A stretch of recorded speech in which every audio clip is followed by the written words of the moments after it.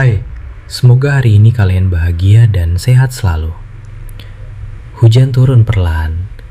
Mula-mula hanya suara kecil di atas atap, seperti seseorang yang mengetuk pintu lalu ragu untuk masuk.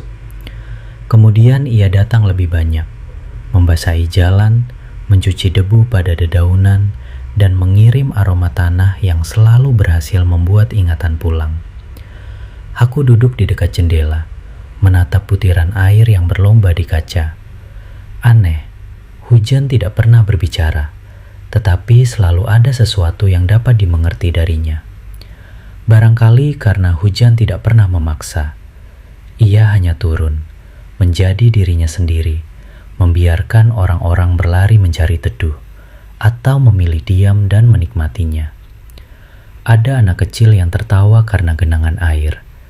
Ada seorang ibu yang buru-buru mengangkat jemuran. Ada seseorang yang membawa payung, dan ada seseorang yang diam-diam mengingat kenangan. Begitulah hujan. Ia turun di tempat yang sama, tetapi jatuh ke hati yang berbeda-beda. Bagi sebagian orang, hujan adalah lagu. Bagi sebagian yang lain, hujan adalah surat lama yang tiba-tiba terbuka kembali. Aku mengenal seseorang yang menyukai hujan. Katanya, saat hujan turun, dunia menjadi lebih jujur. Suara kendaraan mereda, langkah kaki melambat, dan orang-orang, meski hanya sesaat, dipaksa berhenti dari kesibukannya. Barangkali memang begitu, sebab dalam deras yang sederhana, hujan mengajarkan banyak hal.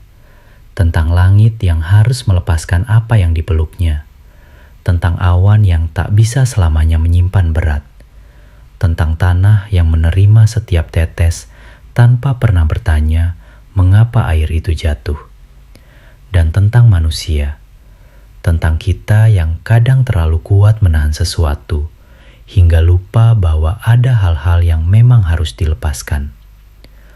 Hujan turun lagi. Kali ini lebih pelan.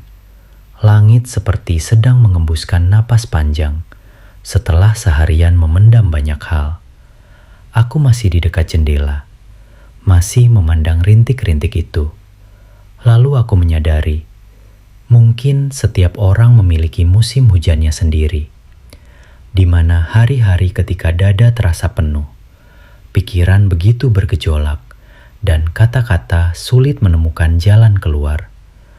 Pada kondisi seperti itu, kita hanya ingin diam, seperti langit.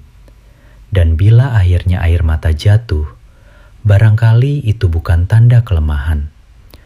Barangkali itu hanya hujan yang sedang turun di dalam diri kita.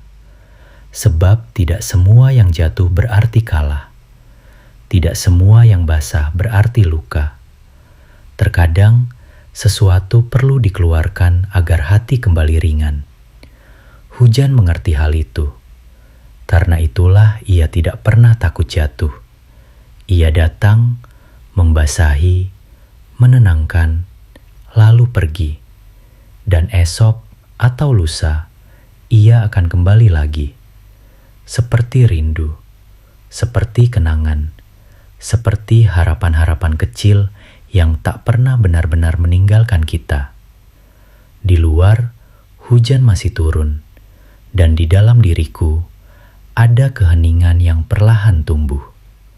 Aku tidak lagi bertanya, kapan hujan akan berhenti. Aku hanya mendengarkannya, setetes demi setetes. Sebab kadang, yang kita perlukan bukan jawaban, melainkan sebuah suara sederhana yang mengingatkan, bahwa setelah lama menahan, kita pun boleh jatuh. Kita pun boleh menangis, dan setelah itu, kita dapat kembali menjadi tenang, seperti hujan yang turun malam ini.